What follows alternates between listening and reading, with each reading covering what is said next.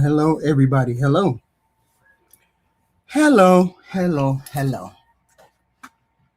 Well, you guys see the thumbnail.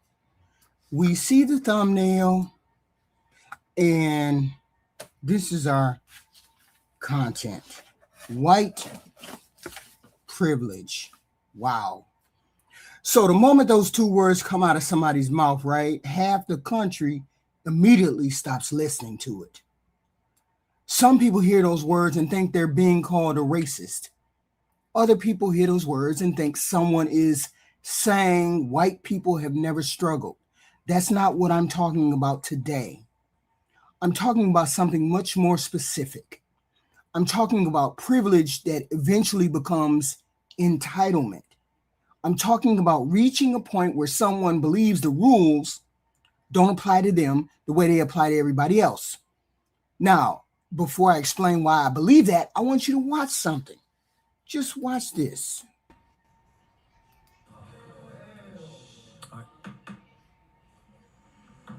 Commander Madu, you guys got to keep it down. Okay? In 1900, the world was 30% white.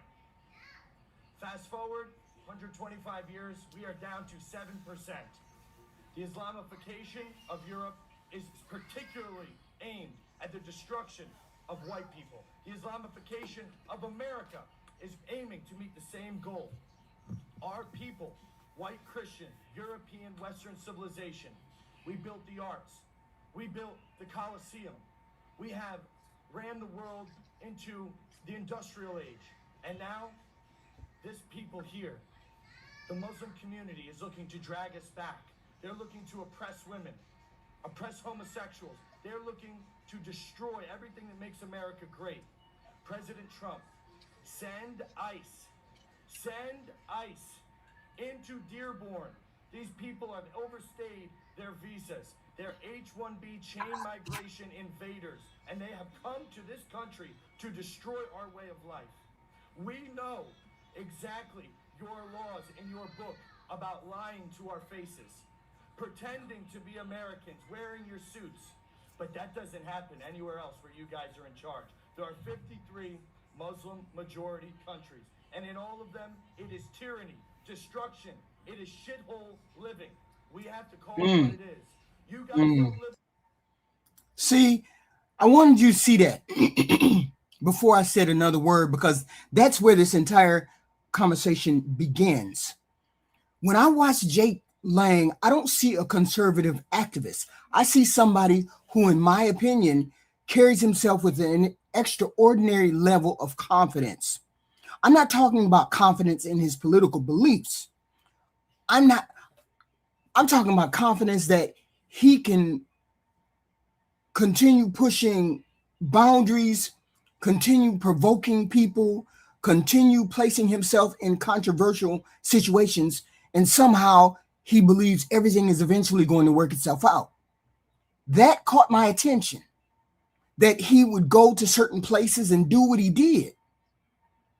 Then I started asking myself a question.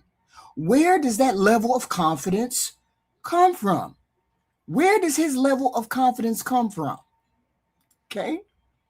Because confidence doesn't just appear overnight. People develop confidence because of what they've experienced. People develop confidence because life teaches them certain lessons. Sometimes those lessons are positive and sometimes they're dangerous. That's why I started thinking about the difference between privilege and enlightenment, entitlement. To me, privilege isn't about money. It's not about growing up rich. It's not And I'm not saying every white person has an easy life. I don't believe any of that. I believe privilege is revealed when something goes wrong. I believe privilege becomes visible when someone crosses a line and we watch what happens next. Who gets the benefit of the doubt? Who gets another chance? Who gets political support? Who gets described as misunderstood instead of dangerous? Who gets grace? Because I think grace is one of the clearest forms of privilege that exists. Not everyone receives it equally. And when someone receives enough grace over a long enough period of time, I believe something begins to change. Privilege slowly becomes entitlement. Entitlement is the expectation that you'll receive the same grace the next time. Entitlement is believing the consequences will somehow be different for you. Entitlement is believing someone will eventually step in and protect you. That's the argument I'm making today. I'm going to use Jake Lang as my first example. Then I'm going to show you why I believe Chud the Builder fits the same pattern. Finally, I'm going to compare both of them to Moye, because I think the comparison raises an important question. Moye is a Black BLM activist. Okay? I think the comparison raises an important question about grace, accountability, and who receives public support in America. You may not agree with every conclusion I reach. I don't care. That's okay. What I want you to do is watch the evidence with me. Watch the clips. Look at the photographs. Listen to the interviews. Then decide for yourself whether you've been looking at isolated incidents or whether you've been looking at a pattern. Because I don't believe this conversation is really about Jake Lang. I think Jake Lang is the example. He's the exhibit A. The real conversation is about what happens when privilege becomes entitlement, and entitlement becomes so normal that the person exercising it no longer recognizes it. Jake Lang, this is who we're talking about. Now that you've heard my definition, let's talk about the man who made me think about this differently. Jake Lang didn't become famous because he wrote a book or ran the office. He became nationally known because of January 6th. According to prosecutors, he assaulted police officers during the attack on the United States Capitol. He denied the government's characterization of his conduct, but there's no dispute that he became one of the most recognizable January 6th defendants. He spent years in jail awaiting trial, built a national following, appeared on conservative media, and after Donald Trump returned to office, he was among the January 6th defendants who received a presidential pardon. Those are the facts. Now let's move beyond the facts and talk about what I see. Let me pull up this picture here. We're going to pull up this picture right here. Uno momento, guys. Where's it at? Okay. Here we go. I'm just going to show the footage. We're just going to show the footage. You have to look at the picture for a second. Forget about politics. Forget about Republican. Forget about Democrat. Forget who you voted for. Just look at what you're seeing.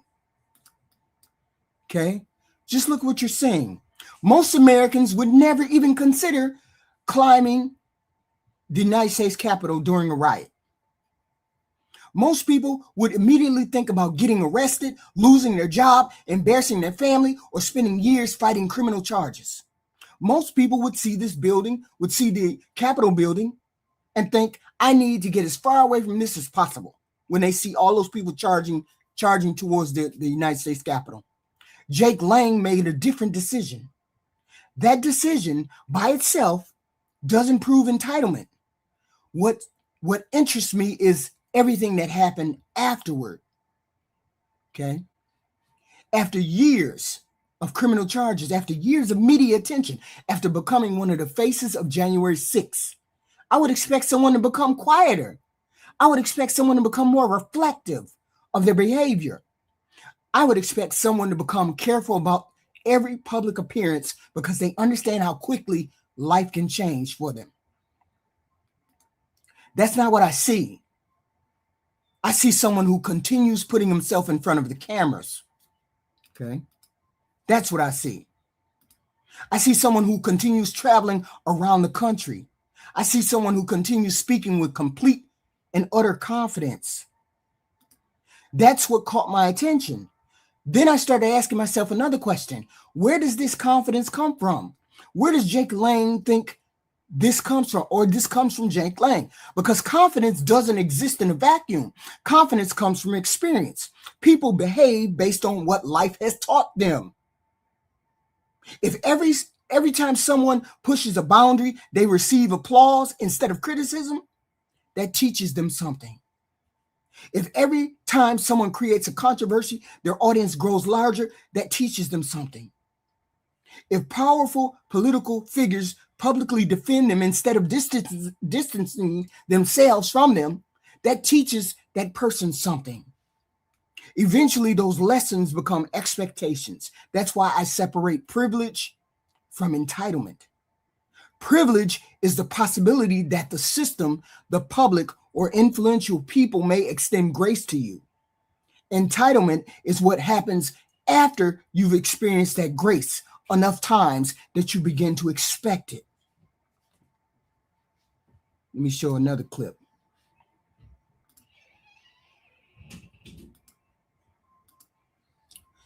Let me show this.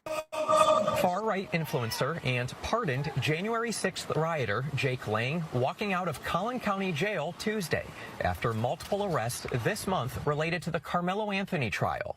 Why am I the one being mistreated by the justice system? Lang's most recent charge, felony terroristic threat.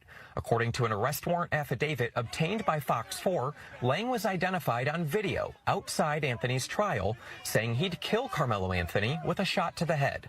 Lang was charged by the Texas Department of Public Safety.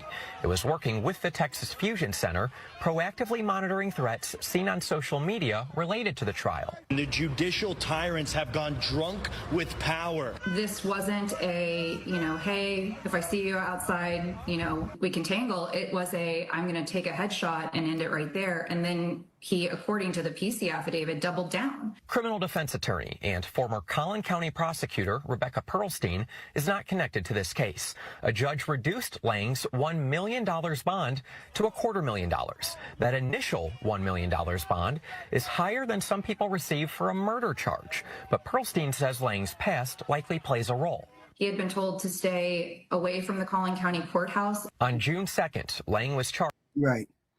So watch the confidence of this man. Watch the certainty of this man. I'm not asking you whether you agree with his politics. I'm asking you to pay attention to how he carries himself.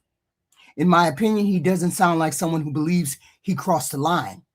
He sounds like someone who believes history is going to prove him right. That mindset fascinates me because once someone becomes convinced that they're always on the right side of history, accountability becomes much easier to dismiss. Criticism becomes persecution. Arrest becomes political. All of these things I've heard from this man. Prosecution becomes evidence of corruption. That's what concerns me. Now, let me make something very, very clear. I'm not saying Jake Lang believes these things because he's white. I'm saying I believe his public behavior reflects a level of confidence that was reinforced over time. Then I ask another question. What reinforced it? Was it the media? Was it fundraising? Was it interviews? Was it supporters? Was it years of hearing that he and other January 6th defendants were political prisoners instead of criminals? Was it eventually receiving a presidential pardon? I can't answer that with certainty, but I can tell you what I think. I think all of these things matter. I think human beings learn from reinforcement. Reward behavior and you usually get more of it. Excuse behavior and you usually get more of it. Celebrate behavior and you always get more of it. That's why I don't believe Jake Lang is simply one man's story. I believe he's an example of what can happen when confidence is repeatedly rewarded until it becomes entitlement. Now I want to show you another example because Jake Lang ain't the only person who made me start thinking this way. Chud the Builder. If Jake Lang was the first example, that made me start thinking differently about privilege and entitlement. Chud the Builder was the second example that convinced me I wasn't looking at an isolated case. These are two different men. They have different personalities. They have different background. They became known for different reasons. But when I watched them over time, I noticed something they had in common. Neither one appeared to be afraid of the consequences. That's what caught my attention, because fear is what usually keeps people from crossing these lines. Fear of losing freedom, reputation, career, family. Fear causes most people to stop and think before they act. When I watched Chud the Builder, I didn't see much hesitation for the nonsense that he pulled. I saw someone who appeared comfortable becoming increasingly confrontational. I saw someone who continued saying things that most people wouldn't say in public. I saw someone who continued escalating his conduct until, according to prosecutors, that conduct crossed into criminal behavior. Okay, let me show you. Let me show you this. Let me put this one up there. You follow? Hold on. Let me take this one off. Hold on. Remove. Here we go. We got 18 rounds for you. We ain't got nothing else. Don't follow me in my truck. I bet you won't follow me in my truck. Come on. Look at him. Ooga booga. Ooh ah ah. Ooh ah ah. Look at these chimp. Hey y'all, good morning. What's good? So now before somebody misunderstands what I'm saying, let me be clear. I'm not talking about conservative politics, so don't get in my comment section saying garbage. I'm not talking about free speech. People have every right to support Donald Trump. People have every right to support the Democrats. People have every right to hold opinions I completely disagree with. That's not the issue. The issue is believing that because you're fighting for what you think is right, the normal rules of accountability somehow become optional to you. That's a very different conversation. Very different conversation. Okay? Let me play this clip.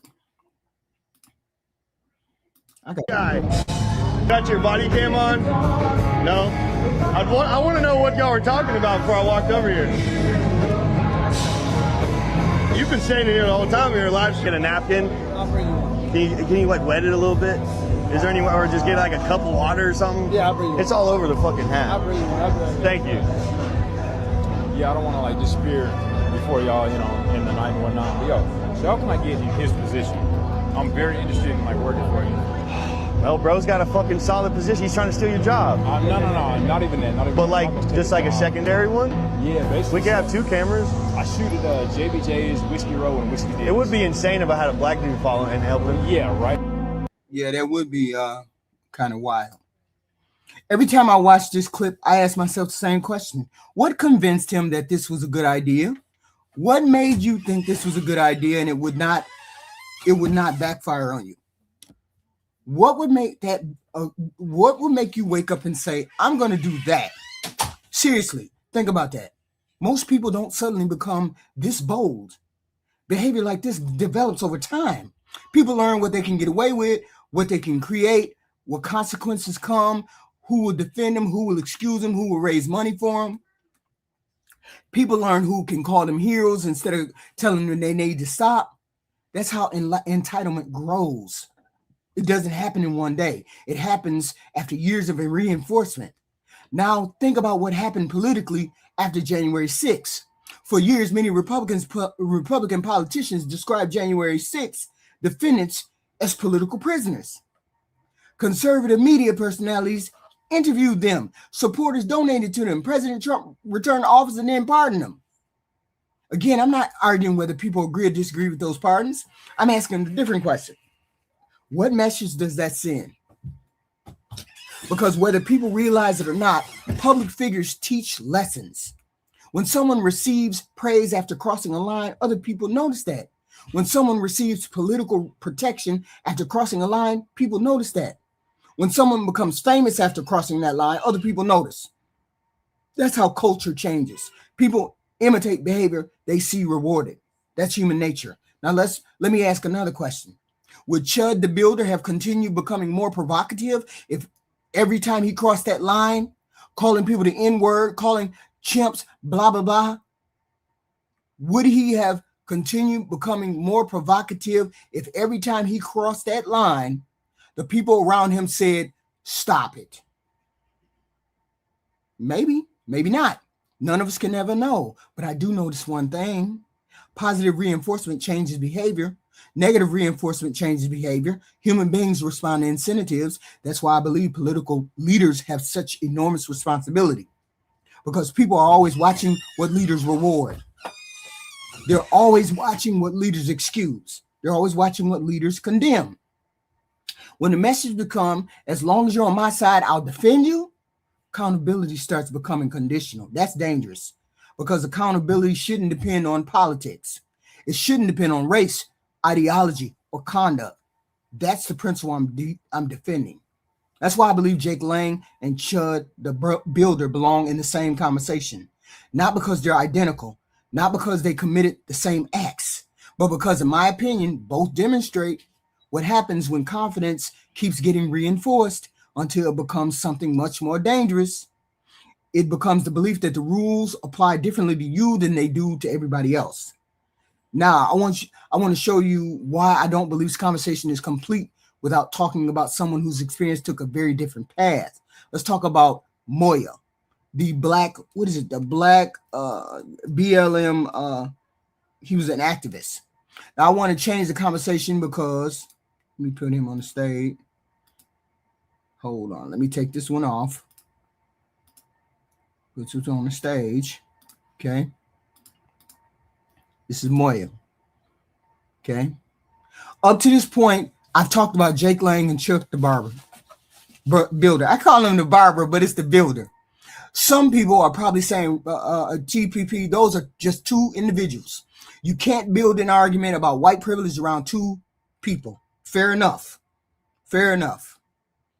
But people are always talking about all black people do this and all black people commit crime and all black people do everything else. They don't mind putting me in the same category as the ghetto ratchet like dumb Keisha down the street. But they want to have a problem when we put them in the category with pedophiles and rapists and all those other good things, right? But I digress. Okay, fair enough. So let's compare them to someone else. Let's compare these two, Chud Barber and Jake Lang, to something. Let's talk about Moye. He became nationally known in Charleston because he openly confronted white supremacists and Confederate supporters. He wasn't a quiet actor. He wasn't trying to make everyone comfortable. He was outspoken, confrontational, unapologetic about what he believed. Whether you agree with everything he said, it's not really the point I'm making. The point I'm making is what happened after he became a public figure. Okay? Let me keep going with this picture. When I think about him, I don't remember seeing elected officials from either political party building a national movement around him. I don't remember members of Congress going on television defending him. I don't remember conservative media inviting him on to explain his side of the story. I don't remember any of that, right? Let me go back to him. Okay. I don't remember any. I don't remember anybody raising money for him or anything. I don't remember a president talking about him as someone who had to be treated fairly. I don't remember any of that. Now compare that to Jake Lang. Jake Lang became one of the faces of January 6th. He received interviews, donations, political support. Many influential Republicans publicly defended January 6th defendants, arguing they had been treated unfairly. President Trump eventually pardoned many of those January 6ers after he returned to office. Those things happen. Now, here's my question. Why? Not why did people support Jake Lang politically. I understand why supporters defended someone they believe was on their side. My question is much bigger. Why does one activist become a political martyr while another activist simply becomes another criminal defendant? Because that's what I keep coming back to.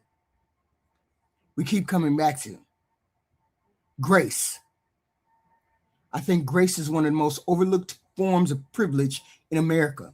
Grace is what people extend after you've already crossed the line.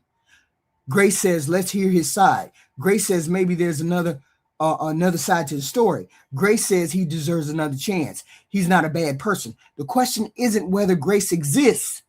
The question is who receives it. Because I don't believe everyone receives the same grace. That's where my opinion begins. I believe some people begin life with a larger margin for error than other people. I believe some people can make bigger mistakes before society permanently defines them by those mistakes. I believe some people receive more opportunities to explain themselves. I believe some people receive more political protection, more public sympathy, more second chances. And I believe race is sometimes one of those factors. Not always, but sometimes. That's why I don't define white privilege the way many people do. I don't define it as wealth, happiness. I don't define it as never struggling. I define it as having a larger margin for error. That's the phrase I think best explains what I'm talking about. A larger margin for error. Because if two people make terrible decisions, but one person receives understanding while the other person receives condemnation, those experiences teach different lessons. Take, for example, the Carmelo Anthony and Austin Metcalf situation. Both of them received, what are those, GoFundMes? When Carmelo Anthony's family received GoFundMes, it was, they didn't need no money. They don't need no money. They ain't gonna do nothing but spend it. They ain't gonna do nothing but spend it on houses, cars, Cadillacs, spend it. They just recklessly spent it. I haven't heard one person ask what Austin Metcalf's family did with their GoFundMe money. I haven't heard one thing about what they did with their money. It's called grace, a larger margin for error. Because if two people make terrible decisions, but one person receives understanding while the other person receives condemnation, those experiences teach different lessons. One lesson says, be careful. The other lesson says, you'll probably be okay. That's why I believe privilege eventually becomes entitlement. People don't wake up feeling entitled. They learn it. They learn it from experience. They learn it from watching who gets defended. They learn it from watching who gets another chance. They learn it from watching who powerful people decide is worth saving. And once someone learns that lesson often enough, they stop wondering whether the rules apply to them. They start assuming the rules will bend. That's why I believe this is what happened to Jake Lang. That's what I believe I saw developing with Chud the Barber. And that's why I think comparing these examples with Moye is important, because the comparison isn't really about the men themselves. The comparison is about the grace that surrounds them. And in my opinion, that's where privilege becomes visible. Now let's take this one step further, because I think the real question ain't about whether privilege exists. The real question is what happens to a country when entitlement starts replacing accountability. One of the reasons I want to make this video is because I think too many conversations about race stop before people ask the most important question. Where does entitlement come from? Nobody's born believing the rules don't apply to them. Nobody's born believing they can say anything, do anything, provoke anybody, or challenge any institution without consequences. People learn that. They learn it from experience. They learn it from watching who gets rewarded, who gets protected. They learn it from watching who powerful people decide is worth defending. That's why I don't think this conversation is only about Jake Lang. I think Jake Lang is the result of something much bigger. I think Chud the Builder is another result of that same environment. And I think if we ignore that environment, then we're missing the entire story. Let's go back to January 6th for a minute. After the attack on the Capitol, there were Republicans who condemned it immediately. Immediately, boom, boom, boom. There were Republicans who said people who broke the law should be prosecuted. There were Republicans who said the violence was unacceptable. Then something changed. As time went on, more and more public figures began describing many January 6th defendants differently. They weren't being described as people who had committed crimes. They were being described as political prisoners. They were being described as victims. They were being described as patriots. That change matters. Words matter. The way leaders describe people matter, because people listen, supporters listen, future activists listen, young people listen. And if the message becomes these people didn't do anything wrong, then don't be surprised when somebody else decides to do the same thing. I think that's controversial. I think it's human nature. If children see bad behavior rewarded, they'll repeat it. Remember how you be cussing in front of your kid and your kid says the bad word and you're like, where you learn that from? How you saying that? They learn that. That's exactly why leadership carries so much responsibility. Let me play this video. Uno momento, y'all. Hold on. Hundreds of them. That's all I see. Regain your dignity. Regain your dignity. The black community has lost its godlessness. It's lost its God-fearing ability, and they have descended into degeneracy, prostitution, ball player worship, Cardi B worship, violence worship. This is the hallmarks of the black community. Fix it, and we will welcome you back into the American family. But until you fix it, you guys are invaders. Fix your children. Fix your children. Your children are brutalizing our children because they don't know how to keep their hands to themselves. He's got a scar on him from the fight he got.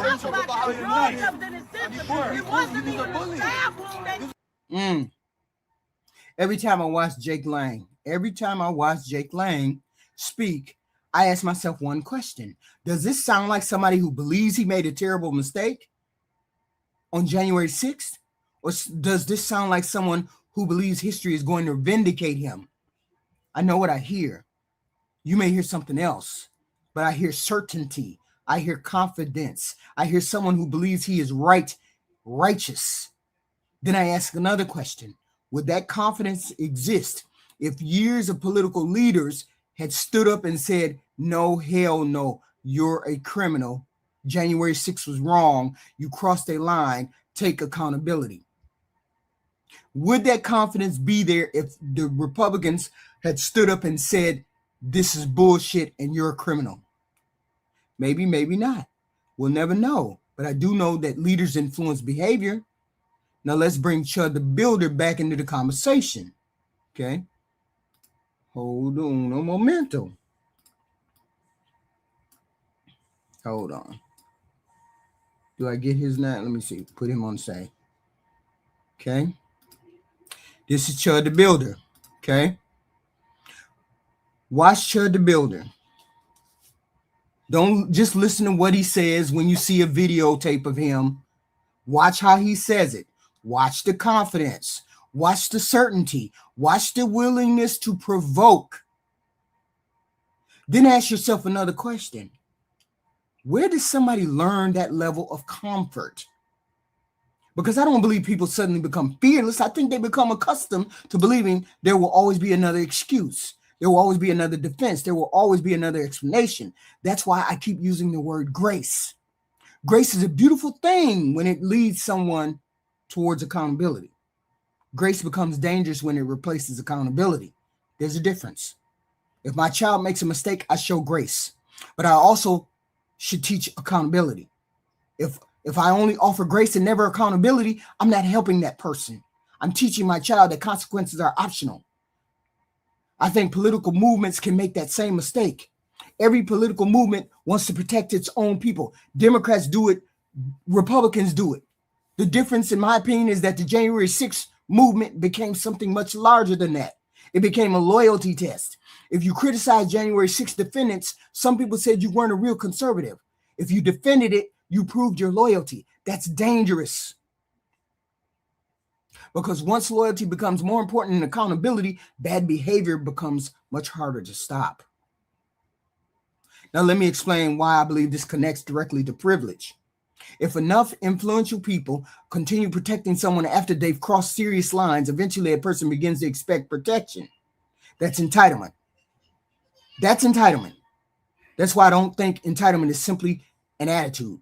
I think entitlement is learned behavior. It develops after enough experiences where someone discovers that the consequences weren't nearly as severe as they expected, so they continue to do it. That's why I believe privilege and entitlement are connected. Privilege creates the opportunity. Repeated grace reinforces the behavior. Eventually, the behavior becomes expectation. The expectation becomes entitlement. That's the progression I believe we watched over the past several years. The question isn't whether you agree with my conclusion. The question is whether you ever stop to ask how someone develops that level of confidence in the first place. Because I don't believe confidence like that appears out of nowhere. I believe it's taught, it's reinforced, and I believe that's exactly why this conversation matters. If you made it this far, you might be saying, TPP, I don't see white privilege. I've never seen white privilege. I don't know what white privilege is. I actually understand why a lot of people say that, okay? If you've never experienced something, you usually don't spend much time looking at it. If you never had asthma, you probably don't think much about air. If you've never used a wheelchair, you probably don't spend a lot of time noticing which buildings don't have wheelchair ramps. That doesn't make you a bad person. It just means your life experiences determine what you notice. Okay? I think the same thing happens with race. A lot of Black Americans notice things that many white Americans don't notice because our life experiences have been different. That doesn't automatically mean one person is lying. It doesn't automatically mean one person is right and the other person is wrong. It means they've experienced America differently. Now, let me explain why I think this matters. If I asked Jake Lang whether he believes he has white privilege, I would guess he'd probably say no. Oh, no, I ain't got no privilege. No. I doubt Chud the Builder. I doubt Chud the Builder would describe himself as privileged either. Most people who benefit from privilege don't recognize it because privilege usually feels normal to the person experiencing it.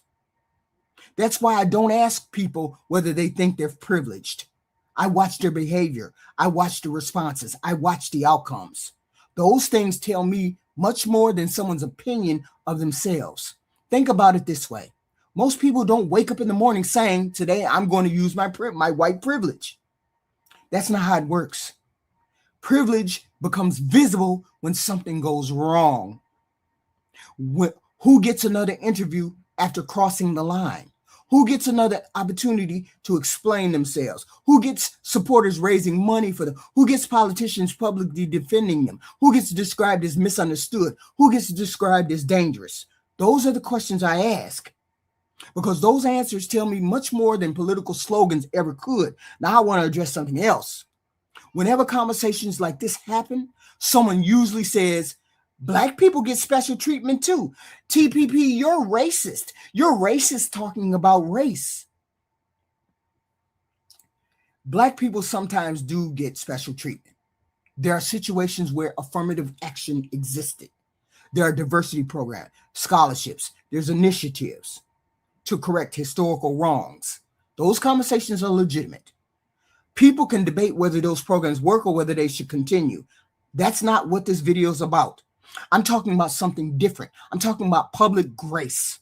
I'm talking about who receives the benefit of the doubt after crossing serious lines. I'm talking about those whose mistakes become their entire identity and whose mistakes become something people explain away. Those aren't the same conversations. That's why I chose the examples that I did. Jake Lang, Chud the Builder, and Muhiyidin Moye. I wasn't trying to compare identical legal cases. I was comparing something much bigger. I was comparing public responses, because I believe public responses teaches lessons.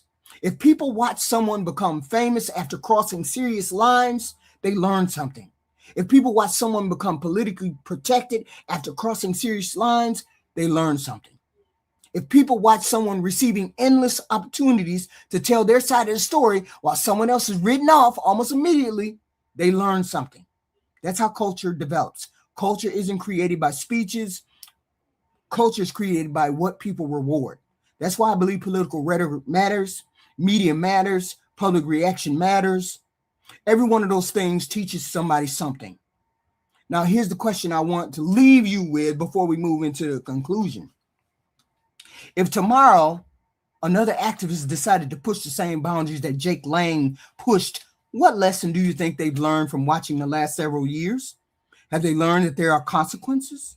Or have they learned that if enough influential people support them, those consequences might eventually disappear? I think that's one of the most important questions facing this country, because the answer doesn't just affect Jake Lang. It affects the next person who's watching.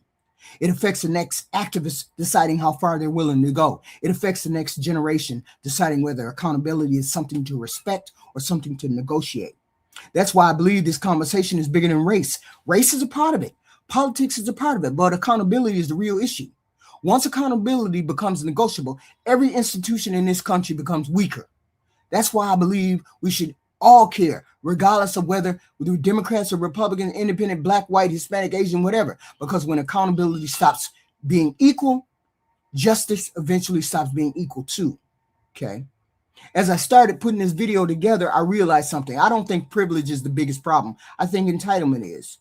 Privilege by itself doesn't force anybody to make bad decisions. Plenty of people grow up with advantages and never abuse them. Plenty of people are born into wealth and become generous, humble, and responsible adults. Plenty of people receive opportunities that other people never receive, and they spend the rest of their lives trying to help other people. Privilege doesn't automatically create bad behavior. Entitlement does.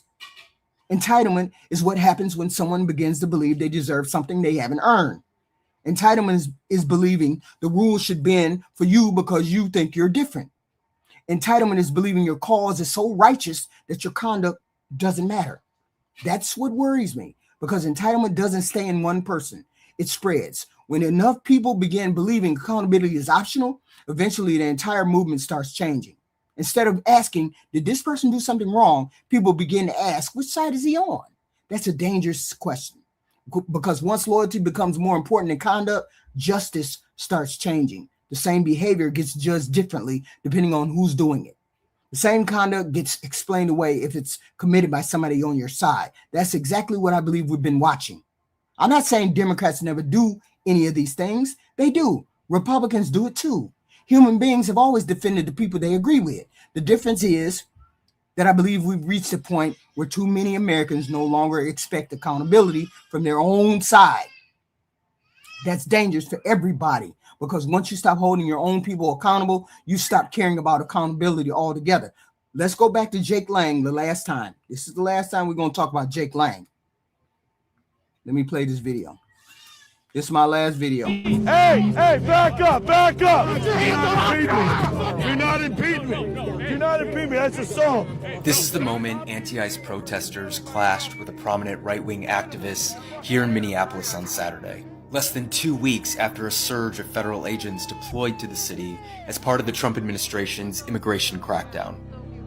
Exactly 80 million Trump supporters voted for our president and for the agenda to sweep our nation of these migrants.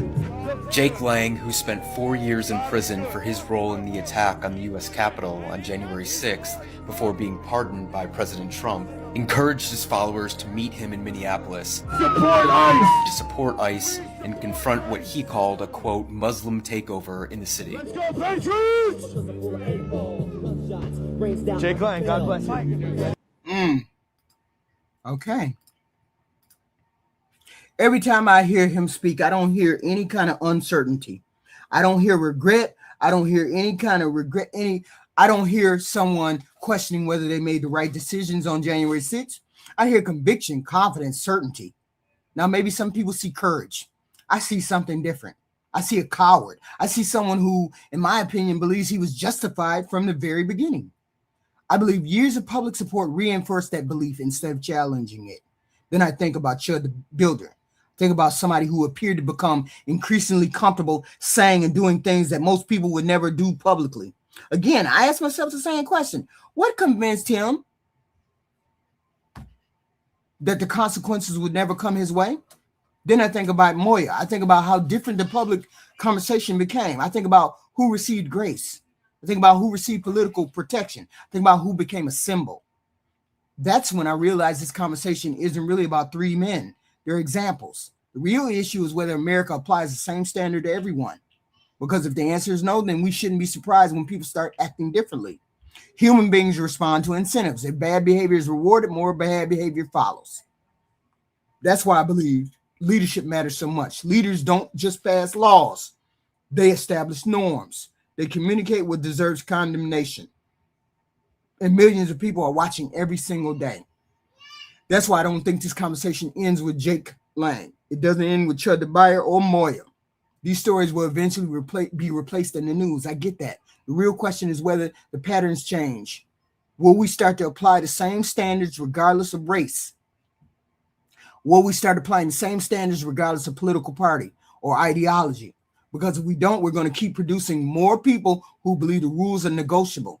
And once enough people believe that, the rule of law itself begins to lose its authority. That's the part that concerns me the most. not because of politics or race, but because no democracy can survive if accountability becomes something that depends on who you are, who you support, or who will defend you. I believe accountability has to become boring again. Take, for example, that dude that's running for Senate in Texas. That dude has done everything. What's his name? Ken Paxton. That dude has done everything illegal, shady, cheated on his wife, did everything, took bribes, you name it. He's done everything under the sun in Texas. And you Republicans hold him up like that's a badge of honor. It's a badge of shame that you would even vote for that person to be in the United States Senate. It's a badge of shame. No accountability. Just as long as they have an R by their name, no accountability. Okay? I want accountability to become boring again. I want it to be predictable, consistent.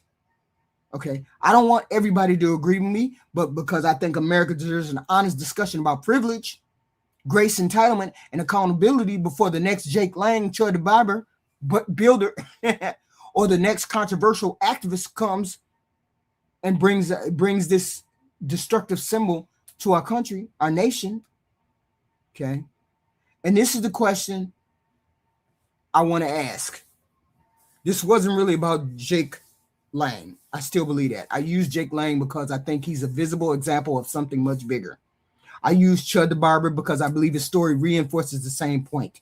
I use Moye because I wanted people to think about how differently public support, political protection, and public sympathy can be distributed.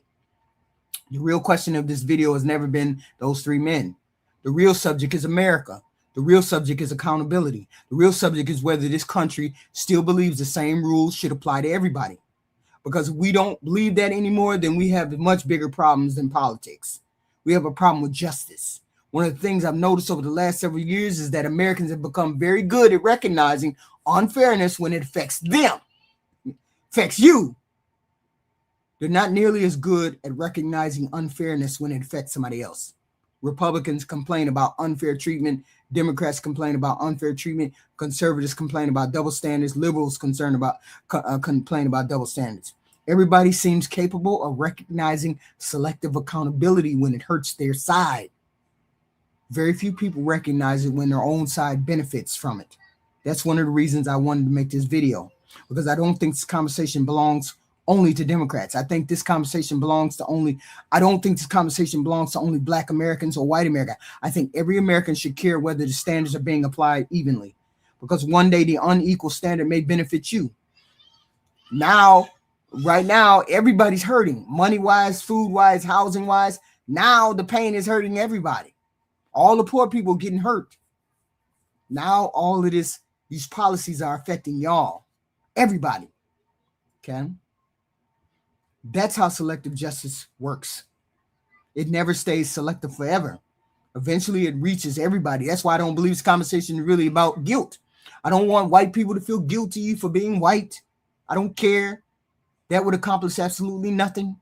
I want people to become aware of something they may never have considered before. There is a difference. Awareness asks questions. Guilt shuts conversations down. I want conversations. I want people to examine the examples. I want people to look at Jake Lang. He's very confident running around this country saying, we only want white people in America. He's very confident saying that. Who's encouraging him with this confidence? Who's encouraging him to do this? He only gets reinforcement from other people, and that's where he gets his confidence from, his entitlement from. Because there's other people that are feeding this entitlement. I want people to ask themselves one question. Were these three men given the same amount of grace? Not the same legal charges, not same facts, not same evidence, the same grace, the same public sympathy, same political protection, the same willingness from influential people to defend them.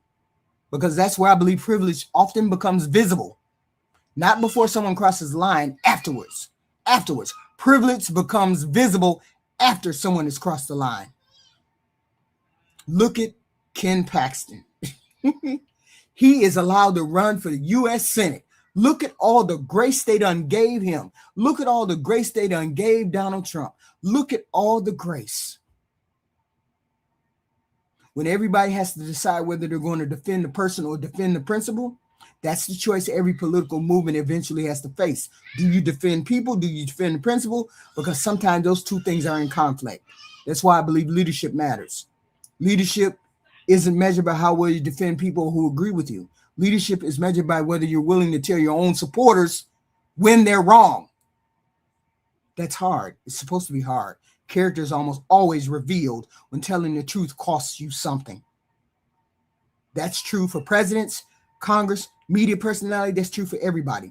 I don't expect everybody watching this video to agree with me. I don't believe it. In fact, I'd be surprised if they did. I don't give a fuck. I stand on my own, 10 toes all the time. People always say, you're the only person that believes that, TPP. I don't care. I believe it. But I hope this video causes people to start treating the phrase white privilege like a slogan and stop treating it like a slogan and start asking a different question about it. Who receives the most grace? Because after watching this country for years, I have reached the conclusion that grace is one of the clearest forms of privilege that exists. When someone knows there are influential people ready to defend them, raise money for them, interview them, celebrate them, or eventually pardon them, that knowledge changes their behavior if they know they have grace. That's my opinion. That's why you have Karens, white Karen women in the park screaming, he's touching me, they're touching me, they're hurting me. And the person may be all the way over there, but they're on the phone with the police saying, he's touching me, he's threatening me, he's doing all this, because they understand that they have white privilege. They understand that they have white privilege. It changes how much risk people are willing to take. It changes how comfortable people become pushing boundaries. And eventually, I believe, changes what they expect. That's how privilege becomes entitlement. And once entitlement takes hold, accountability starts becoming optional. No democracy can survive very long if enough people believe accountability is optional. That's why the conversation matters to me. Not because I want to win an argument, but because I want America to become a country where the law is respected, accountability is expected, and grace is extended consistently instead of selectively. I don't know if we ever completely get there, but I know we'll never get there if we're unwilling to have this conversation about privilege and entitlement. Okay? I want to end this conversation by asking you to do something that I had to do myself. I want you to stop reacting to the words white. Stop reacting to the words white and privilege and start paying attention to the patterns. That's what changed my mind. It wasn't one article. It wasn't a television interview, statistic, or criminal case. It was years of watching similar situations play out over and over again. I watched who was described as a patriot. I watched who was described as a criminal. I watched who became a symbol.